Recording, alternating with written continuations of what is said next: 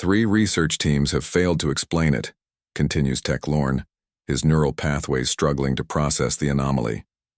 The signature doesn't match any known technology pattern. The crystalline Yilk counselor's facets dim with concern. Send the preliminary data to all member species. This requires consensus. As the consortium debates, Elaine works through her 3rd consecutive night without sleep. The shadows have become more responsive, almost playful. When she turns off the lights, they glow faintly, not reflecting light, but emitting an anti-luminescence. That makes her eyes water when she tries to focus on it directly. "I know you're there," she whispers, reaching out again. The darkness coils around her hand, passing through flesh yet somehow leaving a tingling sensation, like pins and needles, but pleasant. "What are you?" Her equipment, salvaged and jury-rigged, as it is, provides conflicting readings. According to some instruments, nothing unusual is happening. Others register quantum fluctuations that should be impossible. Her custom-built sensors, designed based on theoretical models no mainstream physicist would entertain, show something extraordinary, a direct interaction between ordinary matter and dark matter. "This changes everything," she murmurs, documenting every detail in her journal, still using paper because she doesn't trust digital storage with discoveries this significant. Dark matter isn't just passing through normal matter, it's communicating with it. Above her lab, the cloudless Atacama night reveals a spectacular view of the Milky Way. Elaine doesn't notice the stars tonight. Her attention is fixed on what lies between them. Aboard the Eternal Inquiry, Commander Zikta receives permission to investigate with strict parameters. Observe only. No contact. Her personal research vessel detaches from the main fleet, accelerating toward Earth at transluminal speeds that would make human physicists weep with envy. "Profile of the human responsible?" she requests. "Dr. Elaine Mercer," responds her second-in-command, Tech Lorne, 43 planetary cycles old, formally discredited by her scientific community 5 cycles ago for proposing consciousness-responsive quantum models deemed unverifiable. "Show me." A hologram materializes, a human woman with unkempt dark hair, streaked with premature silver, eyes intense with the particular madness Zikta has learned to recognize as human innovation. The commander studies the file with her 3rd eye, the biological telescope that allows proximans to observe quantum states directly. She's been systematically excluded from academic positions, notes Tech Lorne. Works alone with minimal funding, has published no peer-reviewed work in 7 cycles. Yet she's manipulating dark matter with primitive equipment. Zikta muses. Interesting. As the Eternal Inquiry enters Earth's solar system, carefully avoiding detection by the primitive human scanning systems, Elaine makes another breakthrough. By modulating the quantum resonance array's output frequency, she can shape the dark matter response. The shadows form patterns, first simple geometric shapes, then complex fractal structures that remind her of neural networks. "You're learning from me," she realizes with sudden clarity, "and I'm learning from you."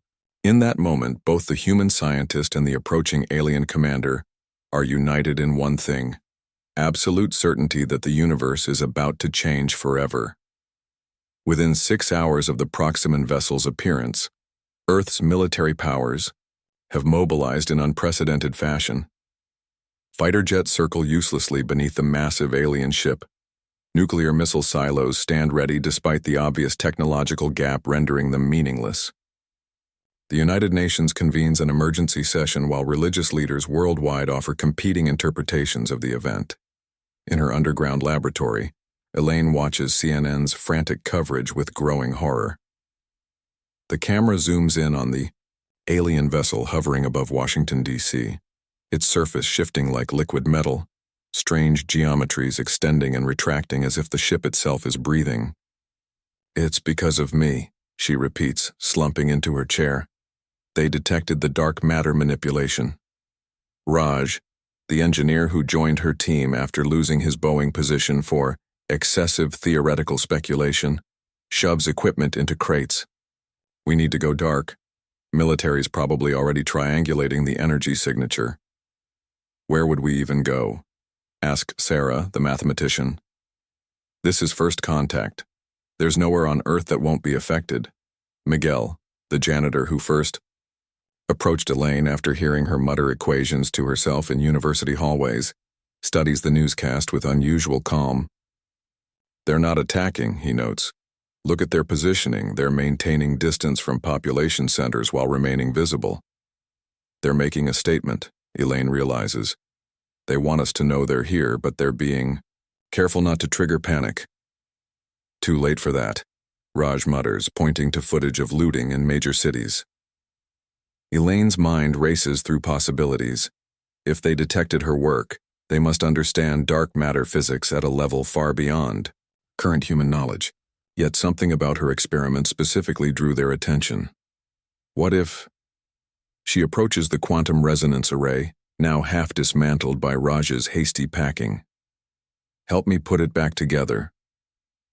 Are you insane? He protests. You want to send them another signal? I want to communicate directly, Elaine replies, already reconnecting power couplings. Before every military on Earth turns this into a battlefield. 20 minutes later, the array hums back to life.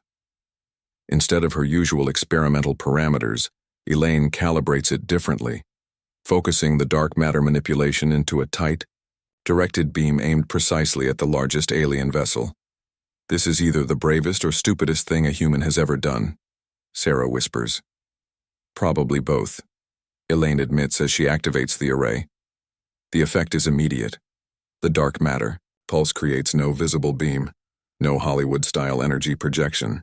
Instead, it creates a quantum-level disturbance that ripples through space-time directly to the alien ship, bypassing all conventional defenses and detection systems.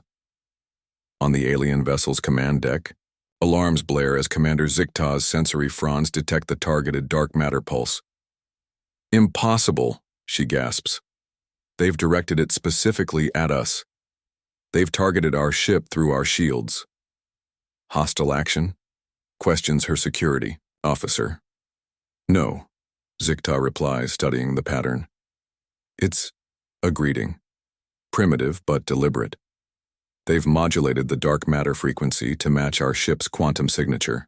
She makes a decision that violates 17 consortium protocols. Prepare for direct contact, I'm going down. The portal that materializes in Elaine's lab looks like a tear in reality, edges rippling with dark energy that shouldn't be visible yet somehow is. When Commander Zikta steps through, the air itself seems to hold its breath. For a long moment, human and alien regard each other in silence. Then, with a gesture that transcends species barriers, Zikta extends her upper right hand, the one closest to her central heart. Elaine reaches out in return, feeling the cool, almost gelatinous texture of alien skin against her fingers. The moment their hands touch, dark matter swirls around their connected fingertips, visible to both species despite their different perceptual abilities. You shouldn't be able to do this, Zikta says through her translator. Yet here we are, Elaine replies with a scientist's simple certainty. After 3 days of increasingly frustrating evaluation, Elaine finds herself in the consortium vessel's central database hub. The curved walls display information at densities that would overwhelm human senses, but the aliens have provided her with translation glasses that filter and convert the data to human-compatible formats. This can't be right, she mutters, scrolling through the consortium's dark matter research history. They abandoned the entire field 8 millennia ago because of a single failed experiment? Kelvir, a young Proximan scientist assigned as her liaison, hovers nearby. His translucent skin reveals that he's barely into adulthood, the neural pathways beneath still forming their final connections. The Yilk quantum collapse disaster of cycle 42,997 was catastrophic, he explains. 3 star systems destabilized, billions lost. The High Council determined dark matter was too unpredictable for safe manipulation. But they were approaching it all wrong, Elaine argues, pulling up the ancient equations. Look here. They tried to apply standard matter physics to dark matter. That's like trying to understand ocean currents by studying rocks. She grabs a holographic stylus and begins annotating the ancient formulas, crossing out fundamental assumptions and replacing them with her own theoretical framework. Kelvir watches, his sensory fronds twitching with what Elaine is beginning to recognize as academic excitement. This contradicts the unified field theory of grand mathematician Zortik, he points out. Good, Elaine replies without looking up. That means we're making progress. Around them, other consortium scientists gather, drawn by the spectacle of a primitive human challenging established physics. Some watch with disdain, others with curiosity. A yilk crystalline entity moves closer, its facets shifting to enhance perception. Your species still believes in particle-wave duality, the yilk notes dismissively. How can you claim to understand dark matter when you haven't even resolved basic quantum mechanics? Because we don't have your perceptual advantages, Elaine counters, continuing her rapid annotations. We can't directly observe quantum states like proximans, can't perceive 11 dimensions like morids, can't visualize wave functions like yilk. So we had to develop theoretical frameworks instead. She stops, turning to face the growing audience. That's your blind spot. You trusted your senses too much. You observed what dark matter does, but you never imagined what it is. The room falls silent. For species that evolved extraordinary sensory capabilities, the idea that perception itself might be a limitation is almost heretical. Commander Zikta steps forward from the observers. Elaborate, she requests, her translator unable to fully mask her intensity. Elaine takes a deep breath. Your species evolved to perceive reality directly. Humans evolved to imagine it. When we couldn't see something, we created models, metaphors, abstractions. We learned to think beyond our senses because our senses were so limited. She activates a demonstration program, projecting a simplified model of her dark matter interaction theory. Dark matter doesn't just exist in physical space, it exists in probability space. It's not just subject to physics, it's partially subject to consciousness. It responds differently when observed versus unobserved. Amorid scientists gelatinous, body pulses with agitation. You're suggesting dark matter has awareness? Not exactly, Elaine clarifies. I'm suggesting it exists partially outside deterministic physics. Your mathematical models failed because they assumed dark matter follows fixed rules. It doesn't. It follows probability paths that shift based on observation and interaction. She gestures to her equations. That's why my primitive equipment worked. I wasn't trying to control dark matter according to rigid physics. I was engaging with it as a probabilistic system that responds to conscious interaction. Kelvir's sensory fronds fully extend, a sign of profound realization. If true, this would require rewriting half our understanding of reality. Only half? Elaine smiles. I'd have said at least 3/4. Commander Zikta studies the human with her third eye, the biological telescope that allows direct observation of quantum states. For the first time, she sees something she's never noticed in a human before, a mind that somehow compensates for sensory limitations by operating on multiple theoretical planes simultaneously. This, she whispers to herself, is why we need them.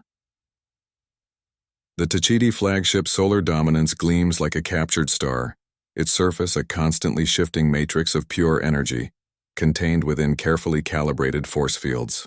Unlike other consortium vessels with their organic mechanical designs, Tachidi ships are expressions of raw power, monuments to a species that evolved from energy rather than matter. In his private chamber, Grand Architect Vryn Zar reviews the stolen data on Dr. Mercer's dark matter research. His energy form pulses with increasing agitation as he comprehends the implications. She doesn't even realize what she's discovered, he communicates to his senior staff. Dark matter manipulation at this level doesn't just threaten our energy monopoly, it undermines our entire evolutionary advantage. For millennia, the Tachidi have maintained their position in the consortium through their unmatched ability to manipulate energy. While other species required technology to convert and control energy, the Tachidi were energy, conscious beings existing as organized patterns within the electromagnetic spectrum. Their containment suits weren't protection, They were concessions to interact with matter-based life forms. We must act decisively, Vrinzar continues. Our agents are already positioned throughout the Eternal Inquiry. We need more than discreditation. We need a catastrophic failure that will convince the consortium that dark matter research is fundamentally unsafe. His second-in-command flickers with concern. The human appears remarkably adaptive. Direct sabotage may fail. Then we target what humans value most, Vrinzar replies, their emotional connections. Meanwhile, aboard the Eternal Inquiry, Elaine works with Kelvir to refine her dark matter manipulation techniques. The young Proximan has proven to be her most enthusiastic collaborator, his developing neural pathways more adaptable to new paradigms than his elders. The resonance pattern is stabilizing, Kelvir announces as dark matter forms a perfect tetrahedral structure between their workstations. Your intuitive adjustments are proving more effective than our computational models. Elaine smiles tiredly. She hasn't slept in 36 hours, too engrossed in the possibilities of working with equipment millennia beyond Earth's technology. Sometimes you have to feel the problem rather than calculate it. The lab door slides open and Commander Zikta enters, all four arms carrying various weapons. Elaine has learned enough about Proxima and body language to recognize extreme tension in the officer's posture. We need to move. Now. Zikta's voice is clipped, her translator struggling to convey urgency without alarm. My intelligence network has uncovered multiple threats converging simultaneously. She activates a holographic display, showing Tachidi vessels breaking formation. The Tachidi are implementing a stratagem to discredit your research through manufactured catastrophe. They've placed agents throughout this vessel. Another display shows Earth military movements. Simultaneously, your planet's nations are mobilizing extraction teams. Chinese hypersonic craft launched 20 minutes ago. American forces departed via experimental suborbital vehicle shortly after. Russian and European forces are also mobilizing. They're all coming for me? Elaine asks, incredulous. For what you represent, Zikta corrects. Control of dark matter manipulation technology would shift Earth's power balance instantly, and the Tachidi fear it will do the same to the consortium. What's the plan? Elaine asks, already gathering her research data. My personal research vessel is prepared for immediate departure, Zikta replies. Small enough to avoid detection, fast enough to outrun pursuit. We'll transfer your research and equipment. No, Elaine interrupts. We're not running. Both aliens stare at her in surprise. Running confirms everyone's worst assumptions, she explains. The Tachidi will claim we fled because the research is dangerous. Earth governments will assume you're stealing the technology. We need to demonstrate the value of dark matter manipulation publicly, where no one can distort what happens. That's precisely what the Tachidi want, warns Zikta. A public demonstration they can sabotage. Elaine's smile turns grim. Yes, but they're expecting me to use their technology, following their scientific principles. They're not prepared for human improvisation. She pulls up a star chart pointing to a system near the edge of consortium space. There's a mining colony here facing an energy crisis, according to your database. Perfect opportunity to demonstrate practical application while helping people. It's also perfect for sabotage, Kelvir points out. Exactly, Elaine nods. So, obvious a trap that we can prepare for it. She turns to Zikta. I need to contact Earth, specifically my research team. They understand my original equipment better than anyone. You want to bring more humans into this situation? Zikta's tone conveys profound skepticism. Trust me, Elaine replies. When it comes to jury-rigging solutions under pressure, you want humans on your side.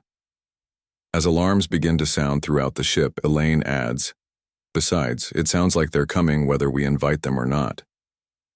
Inside the Chaos 9 power facility, Elaine feels sweat trickling down her spine despite the environmental suit's cooling systems. The dark matter here doesn't just behave differently, it resists her. Each attempt to form the containment field meets with greater resistance, as if the dark matter in this system has its own properties, perhaps even its own preferences. 2 minutes until critical failure, announces the facility's AI in a disturbingly pleasant voice. Around them, colonial technicians evacuate in orderly panic, casting fearful glances at the aliens and humans working at the reactor. Controls. Conventional physics has failed, Zikta states. 4 arms working different control systems simultaneously. Your theory about dark matter responding to consciousness. Now would be an excellent time to demonstrate it. Elaine closes her eyes, ignoring the blaring alarms. The equations that worked in her laboratory and aboard the Eternal Inquiry aren't functioning here. Something fundamental is different about this star system's dark matter structure. She needs to stop calculating and start feeling, comes a familiar voice. Raj has joined her at the controls, having arrived with the other Earth rescue teams that Zikta diplomatically converted to a cooperation mission. Remember how you first connected with it? Elaine nods, abandoning the consortium's sophisticated equipment. She places her bare hands against the reactor's external housing, feeling the vibrations through her palms. The reactor's heart is a fusion core, but the Tachiti sabotage has disrupted its magnetic containment fields. Within minutes, the plasma will escape and vaporize half the colony. I need silence, she announces. The alarms continue, but everyone steps back, watching as she presses her forehead against the reactor housing, closing her eyes. Dark matter exists everywhere but concentrates around gravity wells. This star system has unique properties, a binary star with unusual radiation patterns. The dark matter here has been bathed in those patterns for billions of years. It's not just different, it's been conditioned differently. You're not what I'm used to, Elaine whispers to the invisible presence she can feel swirling around her. But you're still dark matter. You still exist partly outside conventional physics. You still respond to observation. She abandons trying to force it into Earth-like patterns and instead asks it to show her its natural state. In her mind's eye, she sees new configurations, spirals and nodal patterns unique to this system. 1 minute to critical failure, announces the AI. I need more time, Elaine mutters. General Williams steps forward unexpectedly. Dr. Mercer, I brought something from your lab. He hands her a small device, her original resonator prototype, the first tool that allowed her to interact with dark matter. My lab notes? Your janitor insisted we bring them, said you'd need to go back to basics. Elaine almost laughs. Miguel, the janitor with an eidetic memory who understood her equations better than she did some days. Of course he'd know what she needed. She connects her primitive device to the consortium equipment, a technological mismatch that makes Kelvir's sensory fronds curl in alarm. It shouldn't work. By all engineering standards, it's like connecting stone tools to quantum computers. But it does work, because the dark matter responds to the familiar resonance pattern from her original experiments while adapting to the local conditions. 30 seconds to critical failure. Dark tendrils extend from Elaine's fingers, wrapping around the reactor core. Instead of fighting the meltdown, she creates something entirely new. A dark matter containment field that exists partly in normal space and partly in probability space where the laws of thermodynamics operate differently. On the observation deck, the readings make no sense to the consortium scientists. They show the reactor simultaneously melting down and achieving perfect stability, a quantum superposition of states that conventional physics insists cannot coexist. What is she doing? Demands the Yilk representative, crystalline form vibrating with alarm. Schrodinger's reactor, General Williams replies with unexpected understanding. It's both failing and working perfectly until she resolves the quantum state. Hours later, the colonial governor approaches Elaine as she sits exhausted on the observation deck, watching the now stable lights of the colony below. Our engineers say they don't understand how, but we now have enough power for 50 years, she says.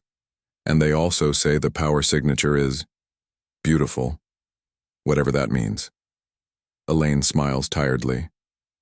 Dark matter doesn't just follow physical laws. It follows aesthetic principles too. Beauty matters to it. The governor looks confused but grateful. Well, whatever you did, thank you. As the governor leaves, Zikta approaches with a datapad showing the Tachiti vessel's rapid departure from the system. They didn't expect success, the commander notes. Now they'll be more desperate. Good, Elaine replies. her exhaustion giving way to determination. Because now we have proof this works, and proof they tried to sabotage it. Time to take this to the consortium directly. Elaine's plan unfolds with calculated precision. As the consortium chamber erupts in chaos following Lethvor's alarming announcement, she steps forward, her voice cutting through the pandemonium. With unexpected authority. High Council, I propose an alternative to conflict. All eyes turn to her. This human whose primitive species hasn't even unified its own planet, yet speaks in a consortium emergency session, as if she belongs there. The Tachidi fleet approaches to prevent humanity from sharing dark matter technology with the consortium. But what if we demonstrate that this technology benefits everyone, including them? High Counselor Zilith To's crystalline body refracts skepticism. We have 17 warships, the Tachidi have 12. Simple mathematics favors defense, and guarantees the first interspecies war in millennia, counters Zigta. Moreover, adds General Williams, surprising everyone with his diplomatic savvy, if dark matter manipulation becomes the catalyst for conflict, no one will trust the technology, regardless of its potential benefits. Elaine activates a holographic display showing a modified version of her dark matter manipulation array. This design incorporates elements from 7 different consortium technologies, plus Earth's original approach. It's not human technology, or consortium technology. It's a genuine hybrid that requires cooperation to function. The Yilk representative's facets shift suspiciously. What does this device do? It creates a dark matter communication medium, explains Elaine. Not just for data, for consciousness itself. The chamber fills with murmurs of disbelief and concern. Even Commander Zigta looks alarmed. You propose to connect minds? Asks a Morid representative, its gelatinous form pulsing with agitation. Our species has strict taboos against such intrusions. Not to connect minds directly, Elaine clarifies. To create a medium where different forms of consciousness can share experiences that transcend normal communication barriers. The defector Lethvor moves forward, containment suit flickering with nervous energy. The Tachidi evolved from pure energy. We experience reality fundamentally differently than matter-based life. For millennia, we've used containment suits and translators to approximate communication. But true understanding has been impossible. That's why the Tachidi fear this discovery, Elaine explains. It doesn't just threaten their energy monopoly, it threatens their isolation. For the first time, other species might truly comprehend energy-based consciousness. Ridiculous, dismisses Zilith To. The gap between perceptual frameworks is unbridgeable. That's what you said about dark matter manipulation, Elaine counters. Yet here we are. Sensors alert them that the Tachidi fleet has entered the system. Minutes remain before weapons range. What do you propose? Asks the consortium security director, mandibles clicking nervously. Elaine gestures to her small team, humans, and aliens who've worked with her through the crisis. We take a shuttle and meet them before they reach the defense perimeter. We activate the communication array at close range. You'll be destroyed instantly, warns Zilith To. No, Elaine, replies with quiet confidence. Because the dark matter doesn't just respond to consciousness, it prioritizes connection over conflict. We've programmed the array to activate automatically if our shuttle is attacked.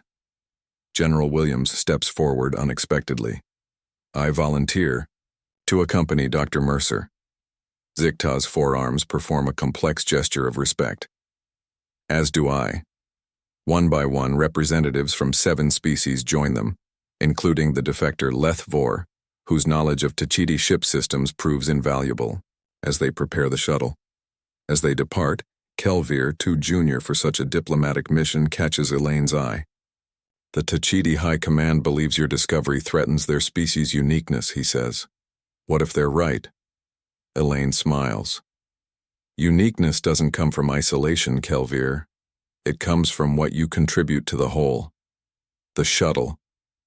Bay doors open, revealing the vastness of space, and in the distance, the approaching Tachidi warfleet. Their ships resembling captured stars, beautiful and terrible. "How can you be so certain this will work?" asks Lethvor as they accelerate toward certain danger. "Because," Elaine replies, making final adjustments to the array, "humanity has spent its entire existence trying to understand things we can't directly perceive, including each other. We've been practicing for this moment since we first looked up at the stars and wondered what was out there." 5 months after the historic encounter with the Tachidi fleet, Elaine stands at a podium in the United Nations General Assembly. Behind her sits an unprecedented delegation, representatives from all 12 consortium species, including a Tachidi diplomat whose containment suit now bears Earth artistic motifs.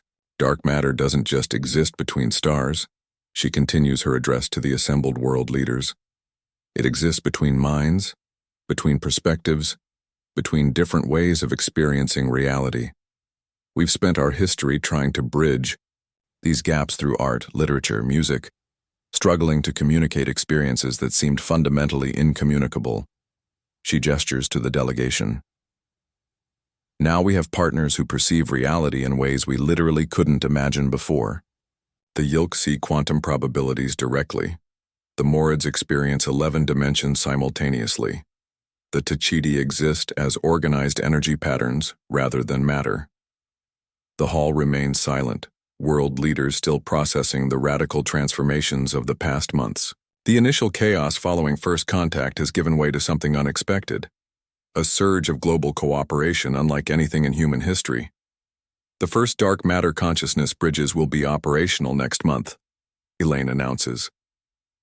7. Major universities will host these facilities, allowing humans to temporarily experience perception through non-human consciousness frameworks, and allowing our visitors to experience human consciousness. Later that evening, Elaine meets with her original research team in what was once her underground laboratory, now expanded into the International Dark Matter Research Center.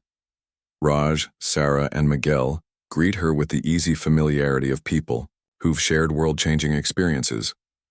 "The military applications group is making progress," Raj reports, displaying schematics for dark matter shielding technology. "We've managed to create defensive systems that respond to hostile intent.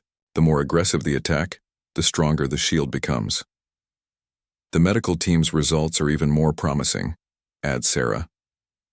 "Dark matter neural interfaces are allowing paralyzed patients to move again. The integration with consciousness makes the connection more intuitive than any previous technology." Miguel, the former janitor now heading the Theoretical Applications Division, smiles quietly. "But the most significant changes are happening in the cultural sphere. The art being created by humans who've experienced consortium consciousness is revolutionary, and vice versa. Across Earth, the effects of this Mercer Bridge technology ripple through society. Traditional boundaries, national, cultural, ideological, begin to blur as direct experience sharing becomes possible. Religious leaders engage in profound dialogue after experiencing each other's spiritual frameworks firsthand. Political opponents find common ground after sharing perspective through the technology. Not everyone embraces these changes. Protests erupt in major cities, with signs warning against alien contamination of human consciousness and the end of human uniqueness. Conservative religious groups declare the technology unnatural and a threat to the soul. In the consortium, similar reactions emerge. The Tachidi split into progressive and traditional factions, the former embracing new connections, the latter retreating to isolated enclaves to preserve their pure energy consciousness. Several Yilk philosophers release a manifesto warning that perceptual homogenization threatens evolutionary diversity. Sikta, now serving as permanent consortium ambassador to Earth, watches these developments with concern. "We're changing too quickly," she tells Elaine during a private meeting. "Both your civilization and ours. Change this rapid invites instability." "That's the human way," Elaine replies, looking out over the Geneva skyline where a consortium architectural project rises alongside human buildings. "We adapt rapidly because we've always had to. Our planet never gave us the luxury of gradual change. And now you're accelerating our development as well," Zikta notes. Some consortium species evolved over millions of years, with barely any fundamental changes to their societies. You've transformed us more in 1 year than the previous 1,000. Are you saying we should slow down? Zikta's sensory fronds extend in a gesture Elaine has learned indicates profound reflection. I'm saying we're witnessing something unprecedented. The dark matter doesn't just bridge consciousness, it's creating something new. Neither purely human nor purely alien, but a hybrid consciousness that couldn't exist before. As if to illustrate her point, a group of children runs past the window. Human children learning from a Morid educator, whose gelatinous form shifts to demonstrate 11-dimensional mathematics through visual aids. The children grasp concepts that would have been incomprehensible to human adults just months earlier. We're not just sharing technology, Elaine realizes. We're evolving together. Revealing what appears to be a 3-dimensional map of the galaxy, with the barrier clearly visible as a rippling dark wall at the outer edge. This is why conventional drives can't penetrate it, she explains. They're trying to push through something that exists partially in normal space and partially in probability space. But your dark matter drive operates differently, notes the Rec navigator, mandibles clicking thoughtfully as he studies the display. Exactly, Elaine confirms. Instead of fighting against the barrier's properties, we synchronize with them. The drive doesn't push through. It resonates with the barrier's natural frequency, creating a temporary phase alignment. Ambassador Williams, still adjusting to his diplomatic role after decades in the military, gestures to the engineering section of the quantum bridge, where human and alien technicians work side by side. 10 years ago, humans hadn't even achieved reliable fusion power. Now we're about to attempt what the consortium has considered impossible for thousands of years. That's because we're not trying to do it the consortium way, Elaine replies. We're not even doing it the human way. We've created something entirely new. The bridge itself exemplifies this philosophy. Its central core contains elements from all participating species, Proximan biological computing systems, Yilk crystalline sensors capable of detecting quantum probabilities, Tachiti energy manipulation technology, Morid 11-dimensional navigation systems, and human intuitive interfaces. The ship doesn't just represent cooperation, it requires it to function. As they approach final countdown, Kelvir, now Chief Science Officer despite his youth, reports from the sensor array. Dark matter density increasing exponentially. Conventional instruments failing. Switching to Yilk quantum sensors. On the main view screen, the barrier looms, not visually impressive, merely a region where stars seem slightly dimmer. Yet instruments show it as an impenetrable wall of exotic physics that has contained the Milky Way civilization for its entire history. All personnel to phase shift stations, announces High Counselor Zikta, who insisted on commanding this historic mission personally. Dark matter drive activating in 30 seconds. Throughout the ship, dark matter resonators, refined versions of Elaine's original device, power up simultaneously. Unlike conventional drives that would attempt to push through the barrier, these resonators create a harmonizing field that aligns the ship's quantum signature with the barrier's natural frequency.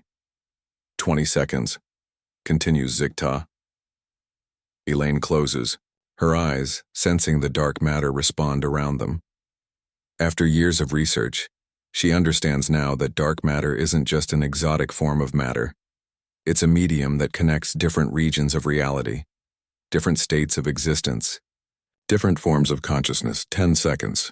The ship trembles as energy patterns shift, realigning the very quantum structure of its composite materials. Conventional physics begins to give way to something else, rules that exist in the spaces between standard models, in the gaps between established theories. 5. Lethvor's containment suit pulses with complex patterns as the Tachiti scientist monitors energy flows. Harmonic resonance achieved, he reports, voice betraying excitement despite the translator's limitations. 3, 2, 1. Reality seems to fold around them. Not a violent transition, but a gentle phase shift, as if the universe is turning slightly on an invisible axis. Stars on the view screen blur, then clarify again, but in new patterns. Unfamiliar constellations emerge. For several moments, silence dominates the bridge. Then the Vrek navigator's voice, usually so precise and mechanical, cracks with emotion. Navigational confirmation, he announces. We have successfully traversed the galactic barrier. We are now in the Andromeda approach. Cheers erupt throughout. The ship, a cacophony of human voices, Proximan harmonic whistles, Yilk crystalline resonances, and more exotic sounds from species with entirely different vocal structures. Yet the emotion behind them transcends biological differences. We did it, whispers Elaine, gripping the console as tears form in her eyes. Humanity's first steps beyond our galaxy. High Counselor Zikta approaches, performing the formal four-armed gesture of profound respect that she reserves for historic moments. Not humanity's achievement alone, she corrects gently. This belongs to all our species together.